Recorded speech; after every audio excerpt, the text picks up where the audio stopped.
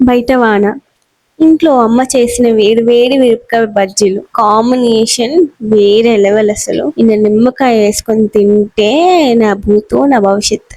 So దీనికోసం అయితే 2 table స్పూన్ల బేసన్లో 1 టేబుల్ స్పూన్ కారం, 1 టేబుల్ స్పూన్ ఉప్పు, అలాగే 1 టేబుల్ స్పూన్ ధనియాల పొడి వేసుకొని దీంట్లో అయితే వాటర్ యాడ్ చేసుకోవాలి. బ్యాటర్ మరీ లూజ్ గా ఉండకుండా మరీ థిక్ గా ఉండకుండా చూసుకోవాలి. సో ఇలా కలుపుకున్న దాంట్లో 1/2 టేబుల్ స్పూన్ వంట సోడా, అలాగే వేడి వేడి ఆయిల్ అయితే 2 టేబుల్ స్పూన్ వేసుకోవాలి.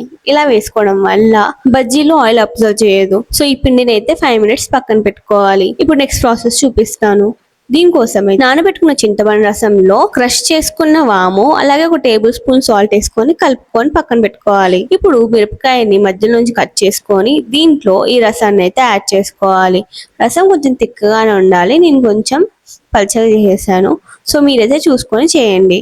సో ఇప్పుడు మిరపకాయ అన్నిట్లో చింతపండు రసాన్ని ఫిల్ చేసిన తర్వాత డీప్ ఫ్రై కి సరిపడా ఆయిల్ వేసుకొని వీటిలో అయితే ఫ్రై చేసుకోవాలి. నాకైతే స్ట్రీట్ ఫుడ్ కన్నా ఇంట్లోనే ఇలా చేసుకోవడం నచ్చుతుంది. ఇది హెల్దీ ఫుడ్ కాకపోవచ్చు కానీ చాలా టేస్టీగా ఉంటుంది. అప్పుడప్పుడు అయితే తినొచ్చు. సో నెక్స్ట్ ఏ రెసిపీ చేయాలో కామెంట్ సెక్షన్ అయితే తప్పక చెప్పండి. సో ఈ లోపు అయితే మిర్చి అయితే బాగా ఫ్రై అయిపోయింది. సో మిరపకాయ బజ్జీల్ని ఫ్రై చేసుకున్న తర్వాత అసలైన ప్రాసెస్ స్టార్ట్ అవుతుంది.